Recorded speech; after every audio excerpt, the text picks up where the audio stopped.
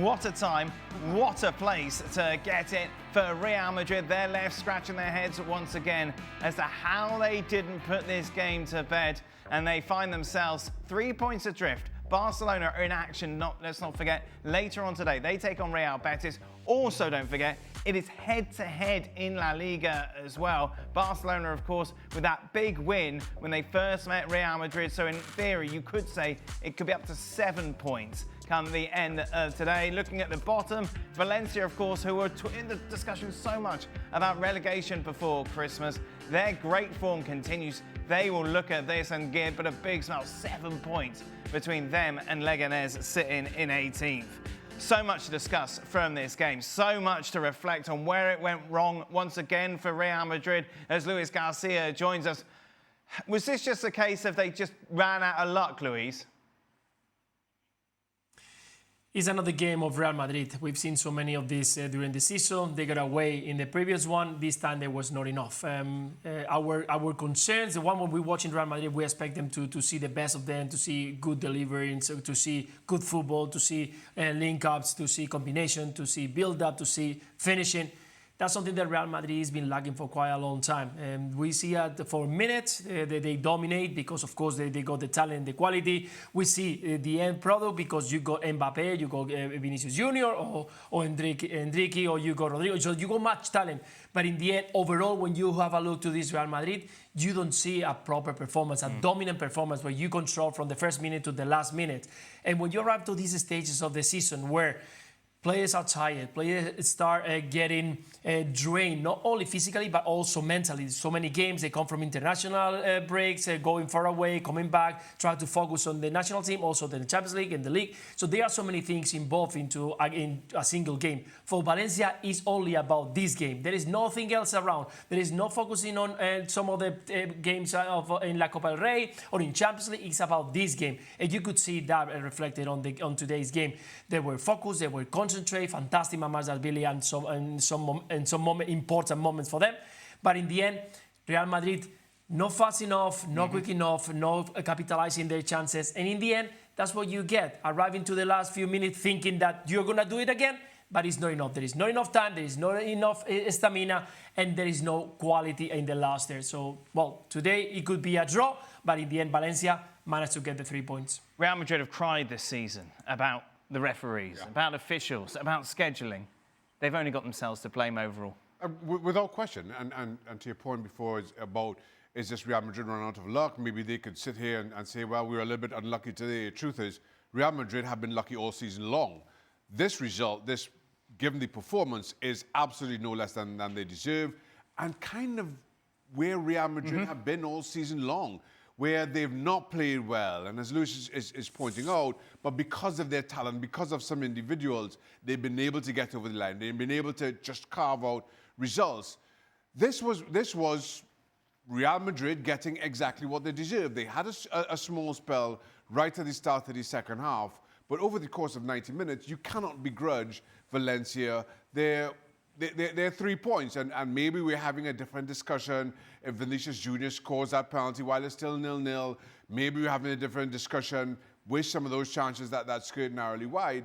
But overall, I thought Valencia were deserving, especially when you consider coming into this one, all the conversation around Valencia was their 3 suspensions, their upcoming schedule. That was their focus. Nobody really comes to the Bernabeu when you're in the bottom 4 or 5 or whatever it was they were to start the day, thinking we're going to get 3 points. Yet Valencia go away, not feeling hard done by, not feeling lucky.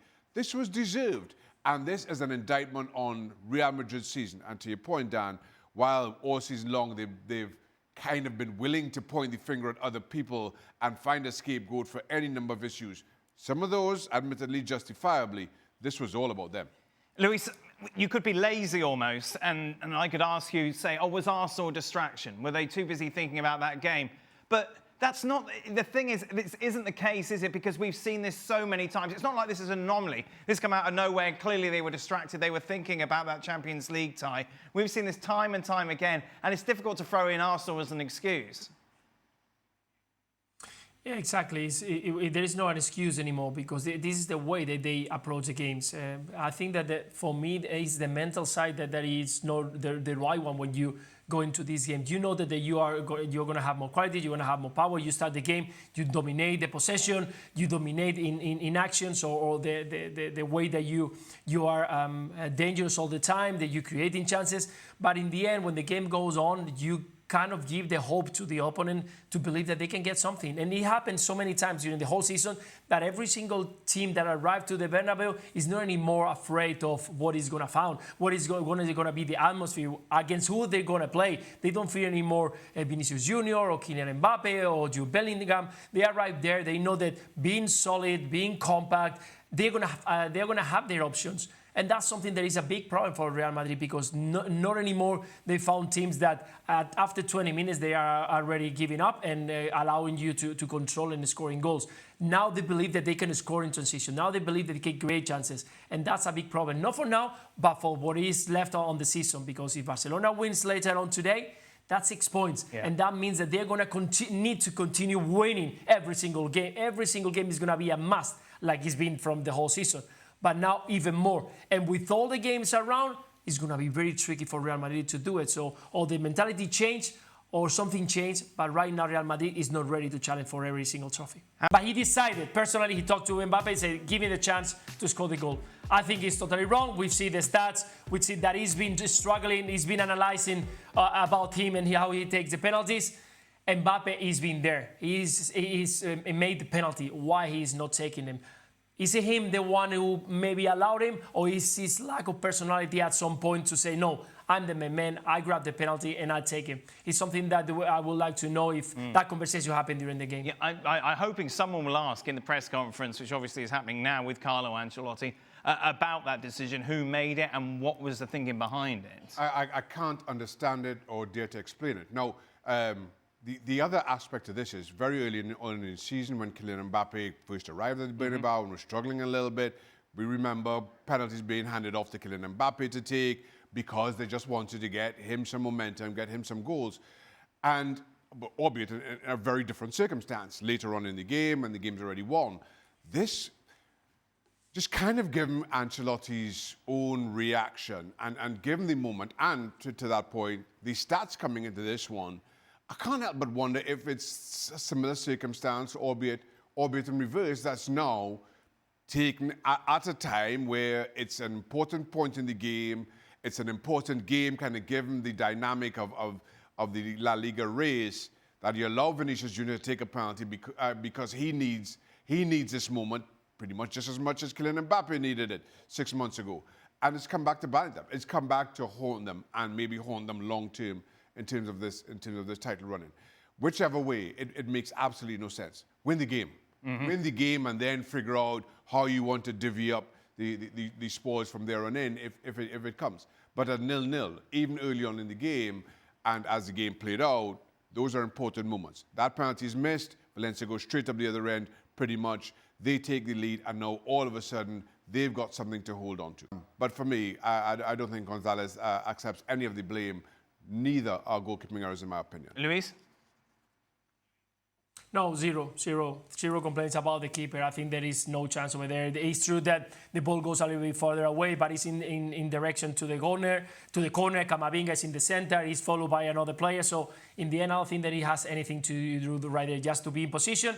And the cross is fantastic, and the header from Hugo Duro is just beautiful. So I think there's nothing to do. Actually, if we have to say something about the keeper today, he made a couple of good saves that they were important. One that he clears out to the corner. So I think he did a good job being there. The two goals, I think they were unstoppable. Not for him, but neither for Courtois. Luis, what a result for Valencia.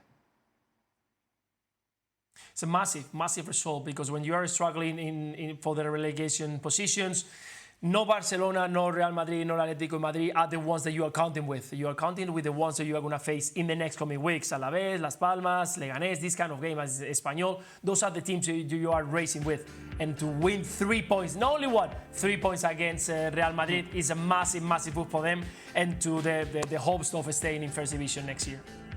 The big question now, I suppose, Shaq, is what does this mean for Tuesday? Arsenal, Champions League, first leg quarter-final. Arsenal drew against Everton today. Yeah, and listen, while Arsenal, by their own measure, certainly the measure of Arsenal earlier on the season, especially without that out-and-out striker, Merino has been filling in, albeit to very good effect. Arsenal aren't the proposition maybe you'd normally associate them with being. Real Madrid are just so far off their own pace, off who you expect them to be. And that's the question. And while all season long, as you mentioned, Real Madrid have just somehow been able to get results, and especially in the Champions League, we just continue to say, this is just Real Madrid being Real Madrid, especially in a competition that they regard so highly, that nobody else seems to have the confidence in coming into. If you're Arsenal, you're looking at this performance, there's nothing there to scare you. Real Madrid will give up goals. They've kind of shown that now. Mm-hmm. They will give up goals. Arsenal, as we know, are one of the better defensive units in European football. All right, there's the injury to Gabriel maybe changes that dynamic a little bit. We see how they cope, but you know that, or if you're Arsenal, you're believing that you're going to grab a goal, even at the Bernabeu. It's how well we defend against their front men of Vinicius and Kylian Mbappe and Jude Bellingham and all those names. But as a team, it just has not looked as fluid, as seamless as Real Madrid normally does. Luis, I wouldn't put your money on any of these teams. For what? To go through? Arsenal, Real Madrid, I would not know who to back in this game. No, it's difficult. It's very difficult because both come from different moments. It's true that Arsenal, even though they are doing great in the league, that they are a gamble at the moment because of all the injuries they have. Actually, Arsenal suits the style of play to Real Madrid because they are a team that have the possession, commit players forward, so they're going to have a lot of spaces. So Real Madrid can be even more dangerous in these kind of games. When they play against teams that they get a low block, they struggle more. So it's very difficult to put money on this one. We are focusing probably more in the other side. But, well, I think it's going to be a very interesting game. Both of the teams, they have fantastic players and exciting players. So I'm sure that we're going to enjoy a fantastic game. What's interesting is that you can draw comparisons today, Luis. Obviously, Valencia missing 3 key players. We know that Arsenal are going to miss some big players, certainly at the back. But even the fact that it was a weakened Valencian side and it will be a weakened Arsenal side, where Real Madrid are in their world at the moment, they just don't look like a team who is a team. Yeah, but let's don't forget that Real Madrid is a totally different animal when they play Champions League. That attitude, that mentality, that background allow them to be always favorite because it doesn't matter how they play, it doesn't matter who is playing. In the end, they found a way of getting the results. And again, this is a team that is full all around the places of talent and quality. Today, Vinicius Junior wasn't probably in the best form. Brahim didn't show up. Jude Bellingham was more in defense. Kylian Mbappe was probably the most dangerous one. But against Arsenal, we can see a totally different players because they know how important it is Champions League for Real Madrid. And once they show up, they are so dangerous. So I'm not afraid to see to play against any other team because when Real Madrid is in Champions League, they're always favourites. If I'm an Arsenal fan, Shaq, I don't want them to be timid. I don't want them to be intimidated like they were last season against Bayern Munich. You want them to go for it. Don't be intimidated by the name. Absolutely. And to Luis's point, Real Madrid and Champions League is as intimidating a proposition as you can ask for. But just given the performances, given who Real have shown themselves to be during the course of this season, even in the Champions League, where even though they continue to get results, and as I mentioned, whether home or away, you feel you can put together performance, you can get goals against Real Madrid, and now it comes down to how well do you cope with the quality, with the talent that Real Madrid can call on up front. But there's absolutely no reason to feel that you have to be defensive, that you have to just sit in a low block, that if you play on the front foot against Real Madrid, you'll be exposed or punished for it. Be brave. Go for it. Valencia have shown that to good effect, and you've seen that time and time again. What you can't do is take any poor performances or any moments in a game that you can't take that for granted. You've got to play the full 180 minutes and more if that need be, because again, while this is a lesser version of Real Madrid, this is Real Madrid just consistently seem to know how to get it done.